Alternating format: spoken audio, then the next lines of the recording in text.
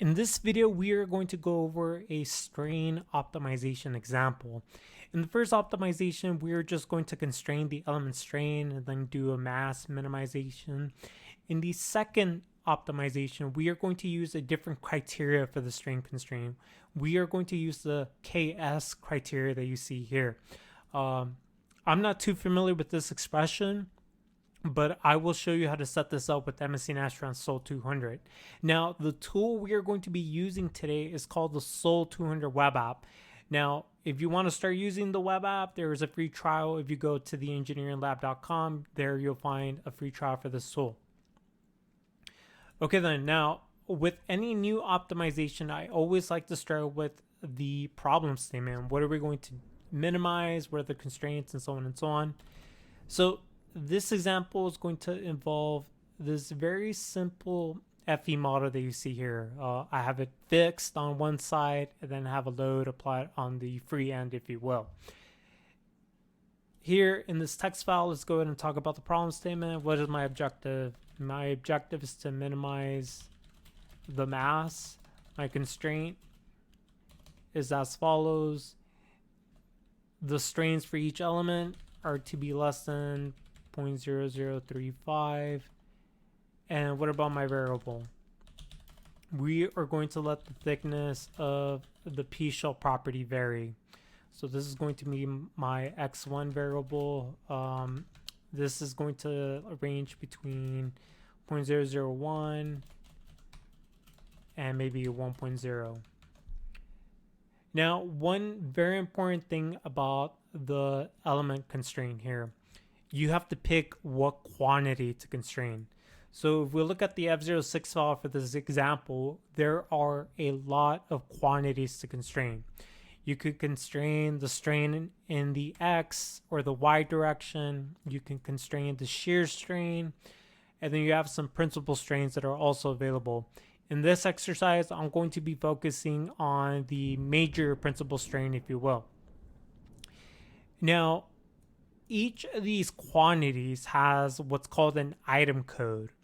If you open up the quick reference guide and navigate to the chapter called item codes, this is going to give you the corresponding item code for each of these values. So here we're dealing with quad 4 elements that you see here. Let's go ahead and jump to that part of this chapter. So we're looking for C quad 4. Now you're going to get different quad 4 element types. Here, let me see if I can find it real quick. Okay, so C penta, C pyram, and then here we go. So you're going to see that there are different types of the quad 4 element. There's a C quad 4 33 type, and then you scroll down a little bit more, there's a 144 type. The way you know which type you're looking or you have is as follows. Number one, count. If it says center here and then you have 4 outputs, this is the 144 type. So you have center and corner outputs. The way you control this is as follows. If you go in the model.bdf file, here you see it says by len. I believe you make this center for all of them. This will give you the element 33 output. So then you have to use element 33, which is listed here. But since we're using by len, let me undo that. This is triggering element 144. So we have to go and scroll down to element 144. So here we have the item codes. We get told that the strain in the X direction, that's going to be item code 5. So if we look back at the F06 file, this is item code 5 that you see here. And then the next value, this is item code 6, 7, 8, and 9. So here the major principal strain, that's going to be element item code 9. If you look here at this table, this is also telling me that item code 9 is the major principal strain at Z1. Now the Z1 is going to be the bottom of the thickness. If you look here at item code 17, that's going to give you the major principal strain at Z2 or at the top of the thickness. So in this first part of the optimization, we are going to be using item code 9 and 17. So now let's go ahead and jump to the web app. So here I'm at the home screen or the home page of the SOL 200 web app. Let's go ahead and open the optimization web app. Let us import the bulk data file for this a very simple model. So this entire model that I built in Patran with the loads, materials, that would be this example. Everything has already been built. Now I'm going to convert this to SOL 200. So let's go ahead and upload that bulk data file. Here, let's go ahead and select the thickness as a design variable. Here, let's maybe set the lower bound to a different value, and we'll set the upper bound to 1. Now for the objective, let's go ahead and set the weight as the objective. Now for the constraints, let's go ahead and look for the strain. And remember, we want to constrain the strain for the bottom and the top of the thickness. So let's go ahead and configure this. We'll say for this example or for this response, we want to focus on the major principal strain at the bottom. And then for the next row, this is going to be the principal strain for the top. Now there's only one P shell 1, so we'll go ahead and use that. Now for the upper bound, I have that noted here. We want to use this value. So let's go ahead and use that for the upper bound. Now this example has multiple load cases. All you need to do is assign the constraints to each load case. You can do this with the checkboxes, or you can click this green button and it automatically selects all the visible checkboxes. And now we're done with this first optimization. Let's go ahead and output our newest set of bulk data files. And let's go ahead and start this optimization. Now, I've only rehearsed this one time, so pardon me if we have a bunch of issues. Now, there's one thing we have to confirm. Are we constraining the correct response? Here, we're done with this optimization. Let's go ahead and look at some of the results. Now, this is a good sign. That means our optimization went through successfully. But there's one very important step that we have to take. We have to make sure that we are using the correct responses for the constraints. So what we're going to do is this. Let's look at the strains for the very end of this optimization. So let's go ahead and look at, or actually let me do this. Let's take a step back. Instead of doing an optimization, let's perform a sensitivity analysis, and let's go to the exporter.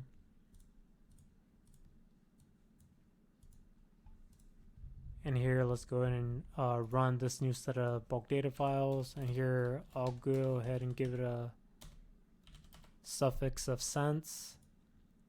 So we know that that's a sensitivity analysis that we're performing. And what I'm going to do in this responses web app, I'm going to import that F06 file. So the F06 file has a section called responses in design model. Now, this table is very important because it will let you know if you're selecting the correct responses. So here's that table, responses in design model.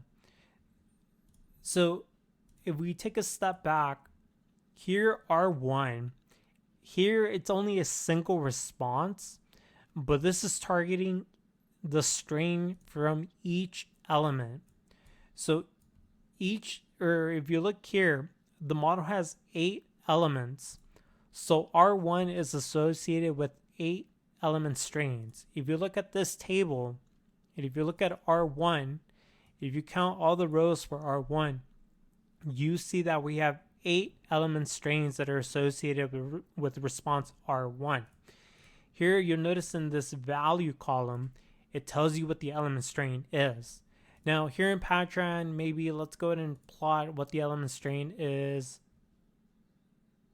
for the max principal. So let's go ahead and see if we can plot that. So you can see that it's 1 times 10 to the negative 4. That's aligning with what we see here in the F06 file. Now, what we do in this tool, let's go ahead and take a look at, I've selected the wrong F06 file. What we're going to do now, we're going to take that same table and we're going to look at it in this web app. If we look here at the first few rows, look at the value column. It's 1 times 10 to the negative 4. This is telling me that I'm selecting the correct response. If for some reason the values were this value, if it was negative 3 times 10 to the negative 5, then you know that there was an issue. So I believe this was item code 6. So if I go back in the web app, if I accidentally was using item code 6 or here I'll say item code 6. If I accidentally was using item code 6, then it would be outputting negative 3 here. So it's very important that you go through this validation process just to make sure that you've selected the correct values. In this case, I am seeing 1 times 10 to the negative 4, which aligns with the max principal strain for each element. So that's the first optimization. Now let's move on to the second optimization, where we are going to program this expression with the web app. Now, this will get a little complicated. Normally, what you see here on the screen is the most common approach. You create responses R1 and R2, you constrain your strains, and that's how you perform your optimization. Now, if you have to use this criteria, I'll go ahead and show you now how to set this up. In the web app, let's go ahead and jump to the equation constraint section that you see here. In this next table, we are going to create separate responses. We are going to create 8 responses. Each response is going to correspond to the major principal strain for each element. So here you see that there is a lot that we have to configure here.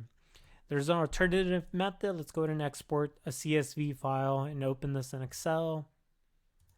Let's go ahead and just configure this in Excel. So for ATTA, that's going to be the same item code from before, 1 or 9 rather. And then here for this column, this is going to be the element ID. Let's go ahead and save this. Let's close this now. Let's go ahead and import that CSV file. Now, the reason I'm using Excel is because you might be dealing with an example that might have 1,000 or 100 elements. I wanted to show you this alternative approach that is a little bit faster depending on how good you are with Excel. So here you can see all the values: element 9 or element, item code 9, element 1, 1, 2, element 3, 4, 5, 6, and so on and so on. This is what we're going to be using now when we program our equations. So here in this button, click Add Equation Constraint. This is where we can now program this equation. Here for the upper bound, let's just go ahead and use 2. I don't know what your upper bound is. Here I'm using 2. Now, this is where we start programming that equation. So here, first of all, let's go ahead and type in 0.0. And here I'll say F1 equals 1.0, and then F2 equals 2.0. Let's go ahead and jump out of here and copy this here. Now, what this is saying, this is creating a set of equations. Here it's not visible, but it's implied that this is equal to, or this first expression, it's not shown, but it's there. It's G equals to 0.0. Here we have a set of equations. This equation, this response, R2, is going to be equal to the very last expression that we have here, which is F2, in this case, is equal to 2.0. So when we create our constraint, it's going to look like this. R2 is equal to the last expression, F2, which happens to be 2.2. It's less than the upper bound of 2. Here, let's go ahead and change that to 5 actually, so we don't get confused. So now that we know this, let's go ahead and program this expression that we have on the left. So the first expression, we'll just go ahead and type in 0.0. A row, I was told, is equal to 50.0. Now, what is Cmax? We have to know what Cmax is. So let's go ahead and use Cmax A. That's equal to internal function, the maximum function. So if you go to the quick reference guide, let's go ahead and look for the DEQATN equation. If you look here in this table, you get a set of functions that are available: absolute value, cosine. The two that we are going to be using are the natural log function, log of x, and the max function, max of x1, x2, and so on and so on. So here we're going to go back to the web app, and if we look here, we have responses B1, B2, B3. Note that this is including only one response, the response from element 1. The next response, B2, this is the response from element 2, and so on and so on. So what I'm going to do here, back in my text editor, I'm going to say take the maximum of response B1, B2, B3, and so on and so on. Now, ideally, I would type everything out here like this. But I recently learned that there's actually a limit to the number of arguments you can put in that function. Let's go and look at what that limit is. Oh, here it is. If you look at remark number 9, it tells you that there's actually a limit of 97 arguments. Here, we don't have 97 arguments, so I can just use this function that you see here. But just in case you do have more than 97 arguments, this is the workaround. Let's go ahead and duplicate this. So Cmax B is now equal to responses B4 through B8. And let's go ahead and look at this. Let me correct this a little. So here Cmax A is equal to the maximum of the strains of elements 1 through 4. And then Cmax B, this is the maximum of strains of elements 5 through 8. And now our actual Cmax, this is going to be the Cmax A, and Cmax B. Now, one thing I like to do when I'm doing this, I like to take everything, so Control A and then Control J, copy this. Let's go back to the web app, and let's paste it here. If at any time there are any errors, this will tell you what the error is. Here it tells me that there's an error, and there I can go in and fix it. And if you want, you can zoom in and take a closer look at what the expression looks like. I like to either use the web app or the text editor. Since this expression is really complicated, we'll have to use the text editor.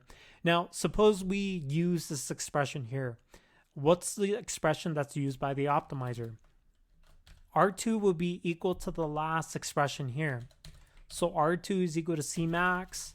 Our upper bound is 2.0. So this is the value that is going to be used by the optimizer. But we're not done with this expression yet. It gets more complicated. So let's go ahead and look at this. We have Cmax, we have rho. Now we need this expression here. This term here, I'm going to call it term A. So let's go ahead and call it term A. This is going to be equal to a sum.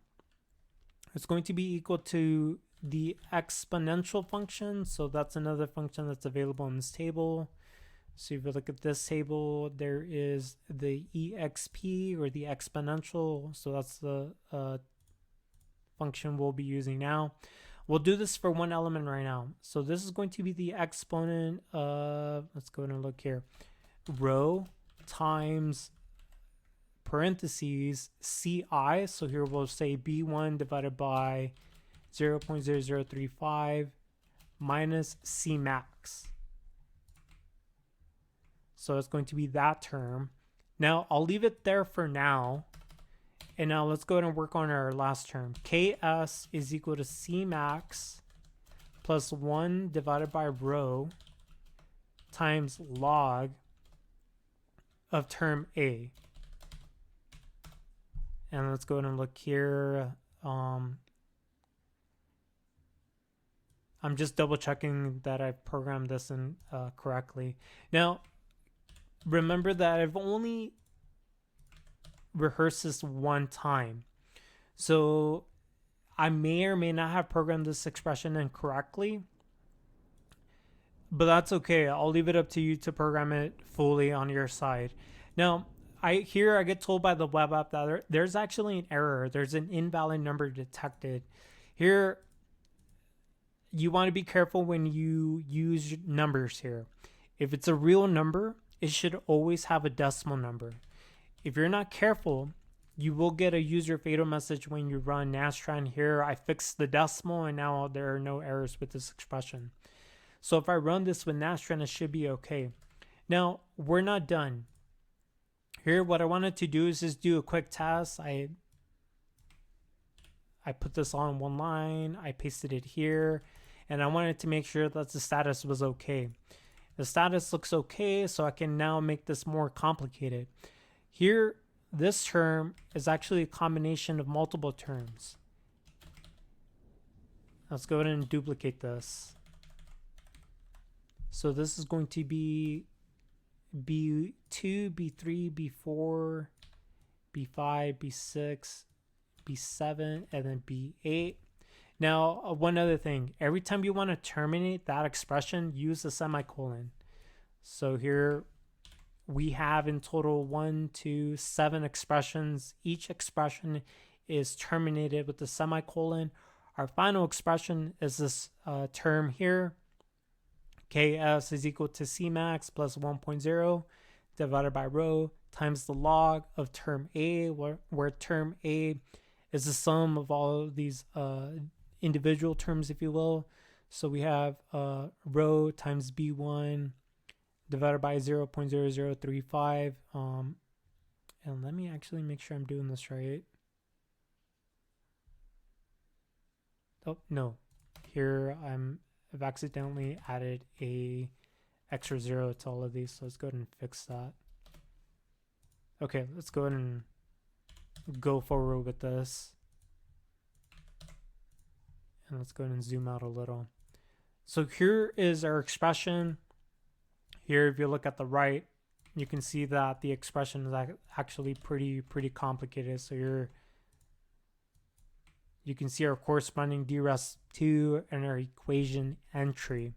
Now, once you have that, let's go ahead and do one thing. I believe we still have it set to sensitivity analysis. That's okay. Let's go to the exporter.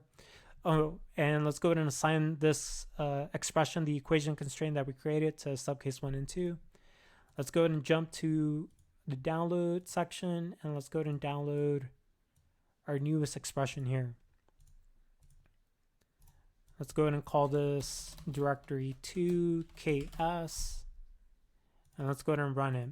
Now, the ultimate goal is to run an optimization, but here I wanted to perform a sensitivity analysis first because I want that table called responses in design model. I want to make sure that I program this correctly. So now that I have this, let's go ahead and do this.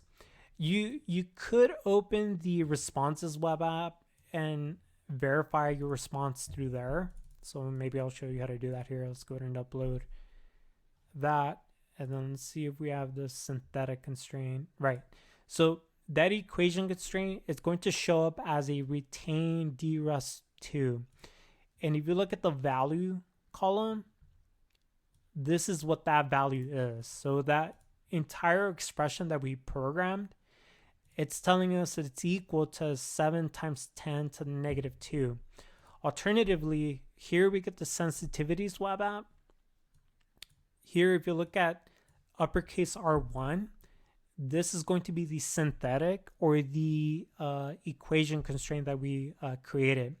If you look at the response value column, it gives you the same value, 7 times 10 to the negative 2.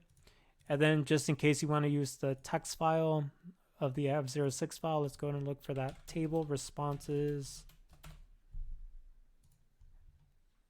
in design model. So if we look here, we get the responses of B1, B2, and so on and so on. And then here we get a separate table for those equation constraints that we created. So here, B1, we get 7 times 10 to negative 2 in the value column. Now, we assigned that equation constraint to subcase 1 and 2. So that's why we have 2 values here, one value for subcase 1 and the other value for subcase 2.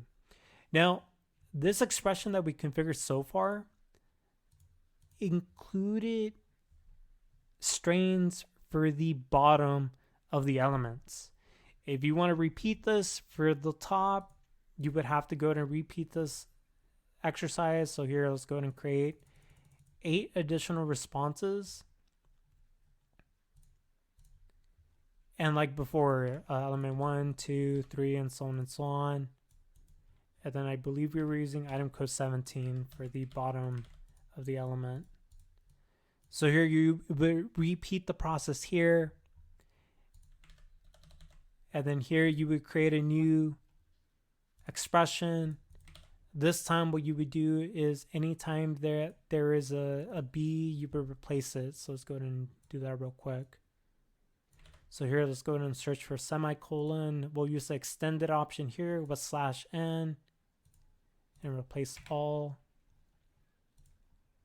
Okay, so every time there's a B1, you want to replace that with the new one, which I believe is B9. B9, B10, B11, B9, B10, B11. They correspond to the strains at the bottom, or the top side of the element, if you will. Okay then. So now that we've gone through all this, is this response value correct? That's an open question. I don't want to make this video too long, so what I'll do is this. This is where you either get Excel out, or you get a piece of paper and a calculator out, get a pen out, and then you manually write out what the expected value should be. We know from before that we have strains of 1 times 10 to the negative 4 for each element. So here you can see what the values are here on the right. So 1.0 e negative 4 element 1. Let's go ahead and go down to element 8.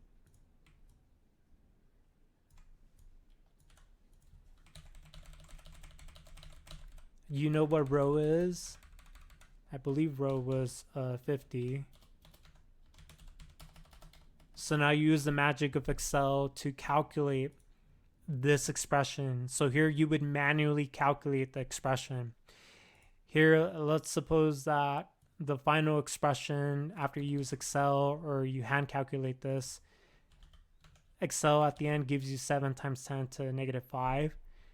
If this value aligns with the value from the F06 file or in these tables, then perfect. Actually, the value we should be getting is 7.0. So if you do this by hand with Excel or a calculator, if the value that's output by Nastran matches the value you get from Excel or from your calculator, great, you've programmed this equation properly. Now, if there is a discrepancy, then you have to look at your expressions one by one and try to figure out, okay, where is the issue? So here you would have to go and look at these expressions very carefully to see where the discrepancy is at. One thing you could do here, you could take it one step at a time. So instead of using this whole expression, you would do this. Maybe you would ignore the other expressions. So here, maybe you just want to make sure that you can calculate this expression properly. You would copy this expression, carry it over here, and here there's a problem with this expression. Let's see if we can find where the missing parentheses is. It's most likely here. Here just to show you. Here I have 2 parentheses. I believe I forgot 1. You could do this manually in the web app. So if you go to the very end, here I press the end key on the keyboard. This takes me to the very end. Here if I zoom in, at the very end, I'll go ahead and type in the extra parentheses. Okay, that still doesn't fix the issue. So let's go ahead and see if we can figure out where my issue is. So that's for the inside, the outside. Okay, that looks okay. Let's go ahead and see here. Oh, interesting. Okay, let's go ahead and move this and see if maybe there was a mistake here. Okay, so there was a mistake. So here, before there were 2 parentheses, but after I added the 3rd parentheses and moved it over here, it was accepted. Now here we're only, or rather our final response R2. Oh, actually I've been calling it R2. It's actually R1 because here in the label column it's R1. Here R1 is equal to that last expression, term A. So then you go through that whole process, output your bulk data files, look at the sensitivities table, look at the response value. Does this expression make sense? If it doesn't, fix that expression and then work on it one by one. And then that's how you go in and build out complicated expressions when you're dealing with DEQATN and DRESP2. Okay then, let's go over one last thing. I believe I wanted to perform a optimization. So let's go ahead and look at this. Now I accidentally deleted my old expression, so I need to recover it. So let me go ahead and recover it real quick. So let me go ahead and recover that. Let me go ahead and put all this together. Now one thing I don't like about this, it removes or adds some blanks. So let me do this. Okay, let me do some witchcraft here to remove some of these characters. Okay, there we go. And let me go ahead and do this. Let me split all this.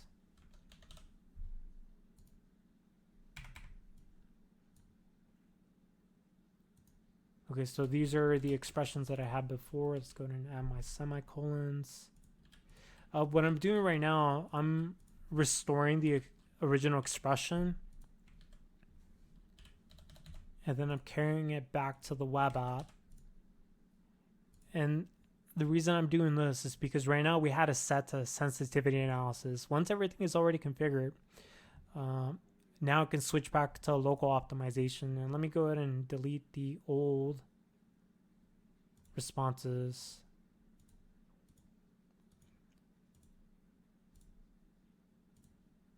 Just including, or right now I'm considering only the strains at the bottom of the element. So now I've set this back to local optimization, and now I'll go ahead and download a new set of bulk data files. This is where we go ahead and perform the actual optimization. So here, let's rename this directory 3ks optimization. And let's go ahead and extract the contents. And let's go ahead and start this optimization. Let's go ahead and hope that there are no errors with this optimization. Now, I've tried to configure the DRESP2 and the DEQATN entry by hand. It's very difficult. So I highly recommend using the free trial at least to go through your procedure. Now, we had an error, so let's go ahead and see if we can find why we got an error. Okay, fatal error, the gradient of constraint number 1 is 0. And now the question I have, which gradient is that referring to? So here, let's go ahead and look at the responses in the design model.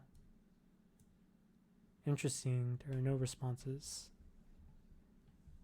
So let me see, let me pause the video here and take a quick moment to interpret this error.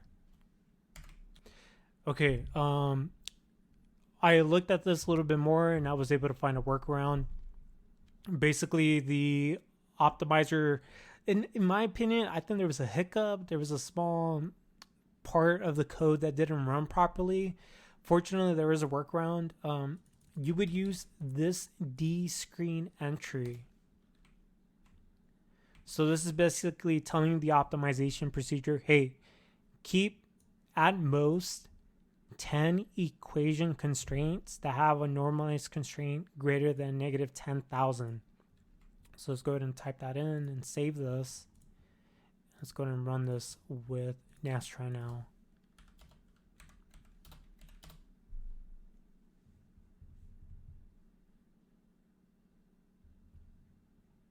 And I should see some results in a moment. Okay, now it runs successfully. And let's go ahead and look at the objective. So here we see what the objective is. You can see that we minimize the objective, or maximum normalized constraint was negative negative 0.96, and then by the end we have, oh, it's actually very small, 4.96 times 10 to negative 6. If the normalized constraint is negative or very close to 0, that means you satisfied our constraints. And then here we see the change in the design variables. Now, you might be interested in seeing what the change of the responses are. So we'll go ahead and open the responses web app. We'll navigate to that third directory where we perform the optimization. And then let's go ahead and look for, I forget what the name of it is. I think DRESP2. Right. Okay. So here you see what the equation constraint values are. The very beginning of the optimization, the value was 7 times 10 to negative 2.